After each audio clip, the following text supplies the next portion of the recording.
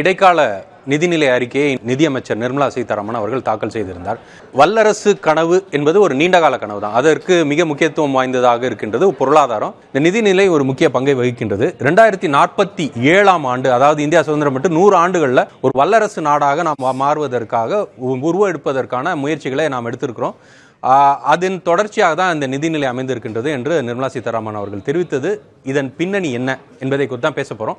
நம்மோடு பொருளாதார நிபுணர் ஆனந்த் ஸ்ரீனிவாசன் இணைந்திருக்கின்றார். திரு ஆனந்த் ஸ்ரீனிவாசன், வணக்கம். முதல் கேள்விக்கு நகர்ந்துடலாம். வளர்ச்சி அடைந்த இந்தியா என்ன வரையறை? ஒரு வளர்ச்சி அடைந்த இந்தியான்னு அப்துல் கலாம் அவர்கள் தொட்டு பலரும் இது சொல்லிக்கிட்டே இருக்கிறோம். இது வளர்ச்சி அடைந்த இந்தியான்றதற்கான வரையறையா நீங்க பார்க்கறது என்ன? ஃபர்ஸ்ட் நம்ம அப்துல் கலாம் வச்சதே பேசுவோம். பூரா அப்படின்னு சொன்னார் அவர். தட் இஸ், ஒரு கிராமத்தில் கூட அர்பன் ஏரியாவில் என்ன ஃபெசிலிட்டி இருக்கோ அதே மாதிரி ஃபெசிலிட்டி ரூரல் இந்தியாலையும் இருந்தால் தான் வளர்ச்சியான இந்தியான்னு அவர் சொன்னார். அவர் ஒரு ஜிடிபி நம்பரை சொல்லவே இல்லை. இப்போ ஓமந்தார் ரெட்டியார் ஹாஸ்பிட்டல் மாதிரி ஒரு கிராம பக்கத்துலேயும் ஒரு 5 கிலோமீட்டர் ஒரு 2 கிலோமீட்டரில் இருந்ததுன்னா அது வளர்ச்சியான நாடு. இப்போ ஒரு கிராமத்துலேயும் ஒரு நல்ல ஹை ஸ்கூல் இருந்தது, ஒரு காலேஜ் இருந்ததுன்னா அது வளர்ச்சியான நாடு. ஒரு வெல் எக்விப்டு நர்சிங் ஹோமாவது ஒரு காலேஜ் ஊர்லேயும் கிராமத்துலேயும் இருந்தால் அது வளர்ச்சியான நாடு. இதை தான் அப்துல் கலாம் சொன்னார். ஆனால் இவங்க என்ன சொல்கிறாங்கன்னு இவங்கள தான் நீங்கள் கேட்கணும். இவங்க ஒரு வாட்டி ஒன்று பேசுவாங்க. 2023க்குள்ளே $5 ட்ரில்லியன் எக்கானமின்னாங்க. 23-24 போயிடுச்சு. இப்போ இந்த வேர்ல்டு கப் ஃபைனல் நடந்த அன்னைக்கு பிரதமருக்கு ரொம்ப நெருங்கியம் இருக்கிறவர் என்ன சொன்னார்னா, இந்தியா $5 ட்ரில்லியன் ரீச் பண்ணிடுச்சுன்ட்டாரு. அதுக்கப்புறம் நாங்கள் போய் பார்த்தா அது டாலரை 53 ரூபாங்கிற கணக்கில் டாலரை போட்டு இதுதான் 5 ட்ரில்லியன் நாங்கள் தான் சொல்லணும் அம்மையாருக்கு, அம்மா இது டாலர் 53 இல்லை 83 இருக்குது, அப்போ 5 ட்ரில்லியனுங்கிறது இன்னும் 2 வருஷம் கழிச்சு தான் வரும்னு. இந்த 5 ட்ரில்லியனே 3 வாட்டி அவர் நகர்த்திட்டார். ஸோ இது இவர் ஸ்பெசிஃபிக்காக சொன்ன ஒரு நம்பரை 3 வாட்டி மாற்றி இப்போ 2029 இல்லை 2028 வரும். ராஜன் சொல்கிறார் 2026-27 கடைசிக்குள்ளே வந்துடும். ரூபா இங்கே இருந்தால், ரூபா இன்னும் இறங்கிட்டுனா இன்னும் ஒரு வருஷத்துக்கு போகிறதுக்கு வாய்ப்பு இருக்குது. ஆங்கிலத்தில் ஒன்று சொல்லுவோம், ஷிஃப்டிங் த கோல் போஸ்ட்டுன்னு. இந்த கோல் போஸ்ட்டை நகர்த்துறதுல இந்த அரசாங்கம் ரொம்ப ஃபேமஸ். இப்போ சேஃபாக ஒரு கோல் போஸ்ட் நகர்த்திட்டார் 2047. 2047 எனக்கு வயசு 80 இருக்கும். நான் இருப்பேனா மாட்டேனாலே எனக்கு தெரியாது. அதே மாதிரி பிரதமருக்கு 97 வயசு இருக்கும். 97 வயசில் இருக்கிறதெல்லாம் 100ல் ஒத்த 2 பேர் தான் இருப்பாங்க. அதனால் சேஃபாக அவர் அக்கௌண்டபிலிட்டியை தள்ளி வச்சிட்டாரு. அவர் அக்கௌண்டபிலிட்டி அடுத்த எலெக்ஷன் ஜெயிச்சார்னா அடுத்த 5 வருஷம். அடுத்த 5 வருஷத்தில் என்ன பண்ணணுங்கிறதுக்கு முன்னாடி சேஃபாக இன்னும் ஒரு 24 வருஷத்துக்கு தள்ளி விட்டார். அதை 24 வருஷத்துக்கு தள்ளி விட்டுட்டு அது என்னன்னே டிஃபைன் பண்ணலை. ஹிந்தி அந்த டெஃபினிஷன் நீங்க எல்லாருக்கும் எல்லாம் அப்படின்றத சொல்றீங்க. அப்துல் கலாமோட டெஃபினிஷனை நீங்க சொல்றீங்க. ஏன் நான் இதை சொன்னேங்கிறதையும் சொல்லிடுறேன். அததான் நிர்மலா சீதாராமன் அவர்களும் மென்ஷன் பண்றாங்க. சப்கா சாத் சப்கா இல்ல அவங்க அதை சொல்லல. அதை மாதிரி சொல்லியிருந்தாங்கன்னா அவங்க எஜுகேஷனுக்கும் ஹெல்த்துக்கும் செலவை ஏற்றிருப்பாங்க. அதாவது நீங்க சொல்லியிருக்காங்க, அதை செய்யலன்னு சொல்றீங்க இல்லையா? அப்படி புரிஞ்சுக்கலாம். செய்யல. சரி, ஏன்னா பிஸ்னஸ் ஸ்டாண்டர்ட்னு ஒரு நாளிதழ் இருக்கு. அந்த நாளிதழ் அரசாங்கத்துக்கு எப்போதுமே ஃபேவராக எழுதுறது, கார்பரேட்டுக்கு ஃபேவராக எழுதுகிற பேப்பர். அதில் என்ன போட்டிருக்காங்கன்னா, ஹெல்த்துக்கு லெஸ் தென் 2% ஆஃப் ஜிடிபி செலவு பண்ணுறாங்க, எஜுகேஷனுக்கு லெஸ் தென் 4% ஆஃப் ஜிடிபி செலவு பண்ணுறாங்கன்னு. இது ரொம்ப கம்மி.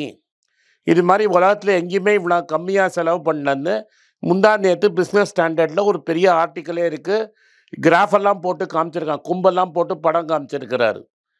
அப்படின்னா நான் இன்ஃப்ளேஷனுக்கு அட்ஜஸ்ட் பண்ணிங்கன்னா, பணவீக்கத்துக்கு அட்ஜஸ்ட் பண்ணிங்கன்னா நம்ம படிப்புக்கு கம்மியாக செலவு பண்ணுறோம், ஹெல்த்துக்கு கம்மியாக செலவு பண்ணுறோன்னு. இந்தியாவோட பெரிய அட்வான்டேஜே டெமோக்ராஃபிக் டிவிடெண்ட்டு.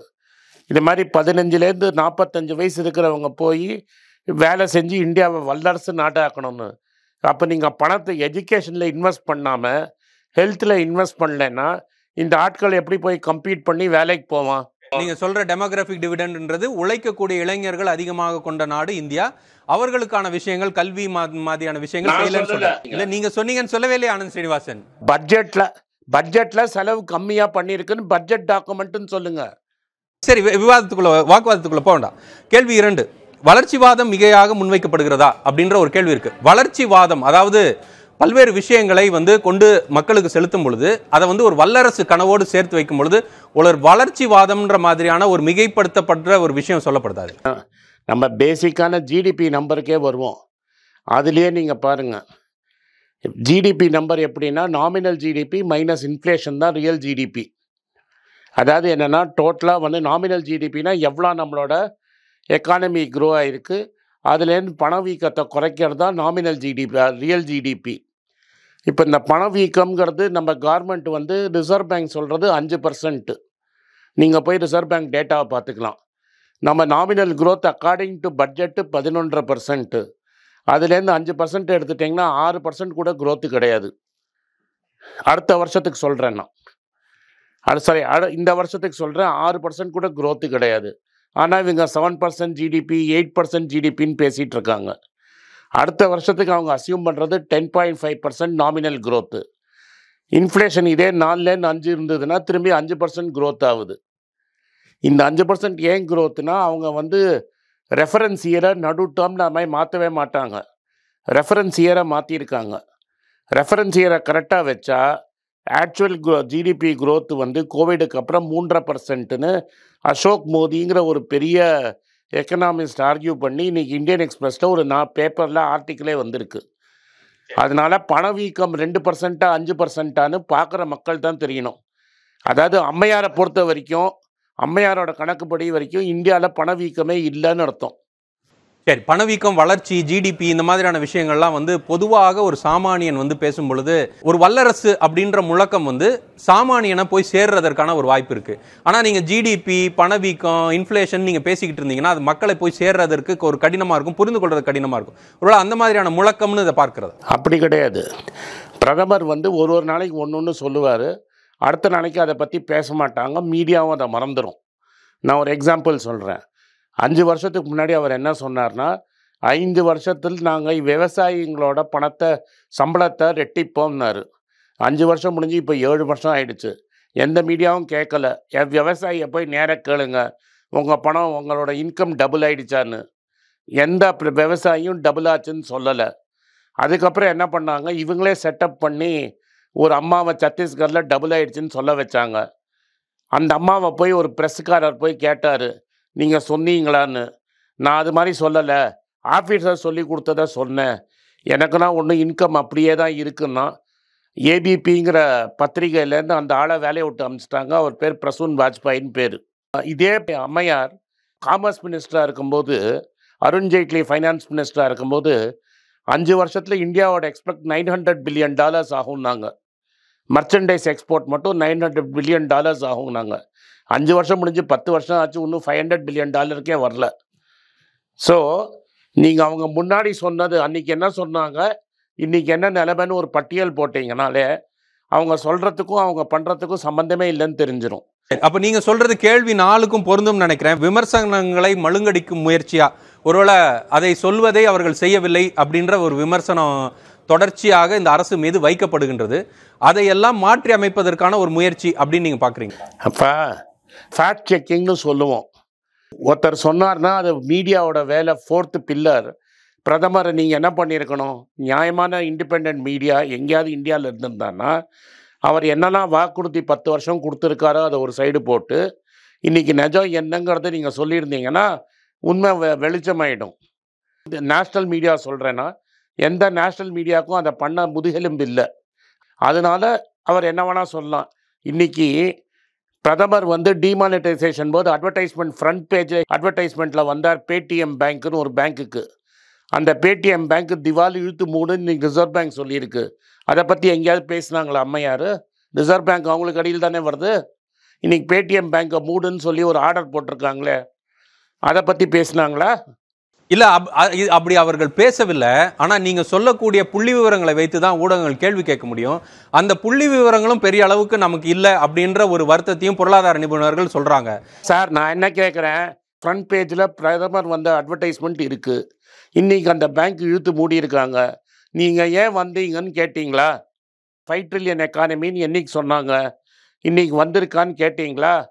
53 ரூபா டாலர் இருக்கும்போது நீங்கள் 5 ட்ரில்லியன் எக்கானமின்னு சொன்னீங்களே, இன்னைக்கு எப்படி வந்து அது 83 இருக்கே டாலர்னு யாராவது கேட்டீங்களா? சரி, பல்வேறு கேள்விகளை நீங்க தேசிய ஊடகங்களை நோக்கி கேட்குறீங்க. இல்ல அதற்கு பதில் சொல்ல முடியாது. நாம அதற்கான பிரதிநிதிகளும் இங்க இல்ல. அதனால நம்ம அதுக்காக நகர்ந்துருவோம். நான் சொல்றேன் கேட்குறேன். மெட்ராஸ்ல ஒரு மீட்டிங் நடக்குது, ஒரு பேங்க் மீட்டிங்கு. தமிழ்நாட்டுக்கு எவ்வளோ பணம் கொடுத்தேன்னு ஒரு அம்மையார் ஒன்று சொல்றாங்க.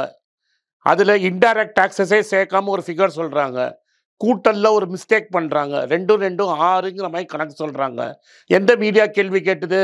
சரி, நம்ம தமிழ்நாட்டில் அதை குறித்து 1 மணி நேரம் விவாதம் நடத்தணும். அதை வந்து நம்ம புதிய தலைமுறை நடத்துச்சு. உங்களை கேட்கல சார், அம்மையார கேட்டாங்களா யாராவது பிரஸ்கார?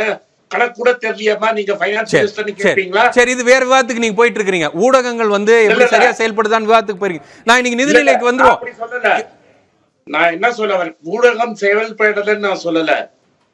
நம்மளோட டியூட்டி அவங்க சொன்னது என்ன பண்ணது என்னன்னு காட்ட வேண்டியது நம்ம டியூட்டி. சரி சரி, கேள்வி 5க்கு நகர்ந்துரும். 2047 சாத்தியப்படுமா? அதாவது நீங்க இந்த அரசு செய்யலன்றதை தாண்டி 2047 இந்தியா வல்லரசு அப்படின்னு ஒரு கனவு ஒரு அரசுக்கு இருந்ததுன்னா அது சாத்தியப்படுமா? உங்களுக்கு நிறைய பார்வை. வல்லரசுனா என்னன்னு சொல்லுங்க, நான் சாத்தியமா இல்லையான்னு சொல்லுங்க. நீங்க சொன்னதே வேணா எடுத்துக்குவோம். அப்துல் கலாம் அவர்களை கோட் பண்ணீங்க.